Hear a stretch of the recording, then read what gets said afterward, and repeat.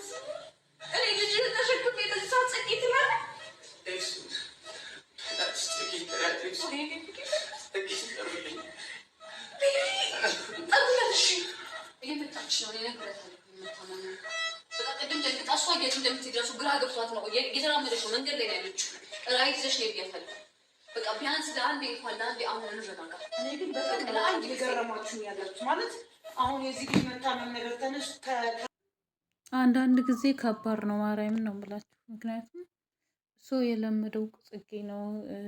አዲሷ ደግሞ አረገዝኩ ያለችው አሁን ነው የመጣችው።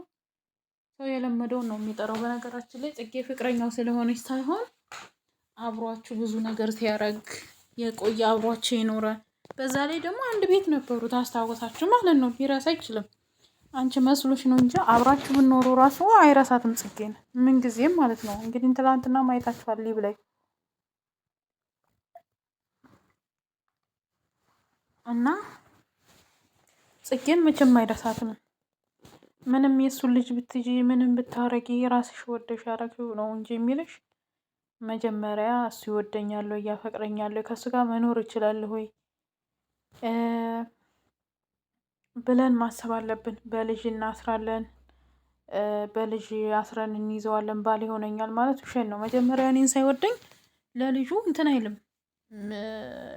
ልጁን ብሎ ነው እንጂ አሁንም ቢኖር ራሱ ለልጁ ሲል ነው እንጂ ለአንቺ ብሎ እንዳልሆነ ማወቅ አለብሽ። ይሄንን መጀመሪያ ማለት ነው። ነገሮች ከመፈጠራቸው በፊት ነገሮች ከመባባሳቸው በፊት ልጁን ብሎ ነው እንጂ አንቺን እንዳልሆነ አውቀሽ መረዳት አለብሽ። አሁን ሳይሆን ወደፊትም ለሚመጣው ነገር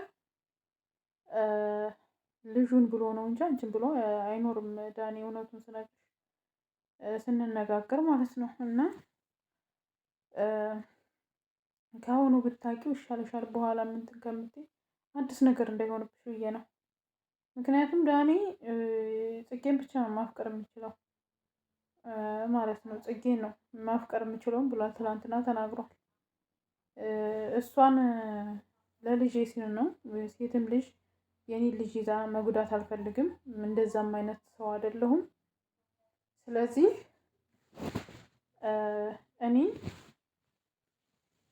ለልጄ ስል ነው። እሷም ግን የማፈቅረው ኦልሬዲ አንድ ሰው ነው፣ ጽጌን ነው ብሏል። ስለዚህ ይህንን አውቀሽ መቀበል አለብሽ ውዴ። እና መጀመሪያ ግን በልጅ ይዘዋለሁ ብላችሁ ምንም አትሳሳቱ። ወንዶች በልጅ አይያዙ፣ ምንም ቢሆን ማለት ነው። ምንም ነገር ቢሆን እነሱ ካልወደዷችሁ በልጅ እንይዛቸዋለን ምናምን ብላችሁ፣ ኧረ በስመ አብ ከባድ ነው። እነሱ በልጅ አይያዙ እና ወዷችሁ አፍቅረዋችሁ አክብረዋችሁ ሲሆን ነው እንጂ ገና በልጅ እንይዘዋለን ምናምን ብላችሁ እንደዚህ አይነት ውሳኔ ባትወስኑ መልካም ነው። ለህይወታችሁ ራሱ ጥሩ አይደለም። አንድ ሰው ወዶና ፈቅዶ አብሮ ሲኖር ነው እንጂ ሳይወድና ሳይፈቅድ አብሮ ሲኖር ጥሩ አይደለም። ሁሉም ነገር ወዶ ፈቅዶ እኔን ይወደኛል ያፈቅረኛል ብዬ ነው እንጂ በልጅ መቼም ቢሆን እንዲኖር አልፈልግም። በልጅ ወልጄ ለሱ ልጅ ወልጄ እኮ ልጁን ሲል እንዲኖር አረብሳ ይደብራል። የምር እና ለልጅ ብላችሁ ገና በልጅ እናስረዋለን ብላችሁ እውነት አትሞኙ። አንዳንዶቹ እኮ ግድ የማይሰጣቸው ሰዎች አሉ። አሁን ዳኒ ልጅን ቢል አንዳንድ ሰዎች ደግሞ የራሷ ጉዳይ ወዳ ፈቅደ ነው ያረገዘችው የሚሉ ወንዶች አሉ። ይሄን ማወቅ አለባቸው። ሰው በልጅ እንይዘዋለን ብላችሁ እነሱ ሳይወዷችሁ ሳያፈቅሯችሁ። በእርግጥ እዚህ ጋር ዳኒ ቀለበት አስሮላታል። አገባሻለሁ ብሎ ነው ቀለበት ያሰረላት። እኔ ልጅቷ ስተት ያለባት ሳያገባት ሽማግሌ ሳይልክ ለቤተሰብ መተኛቷ ነው። በቃ ይሄ ነው እንጂ ጥፋቱ።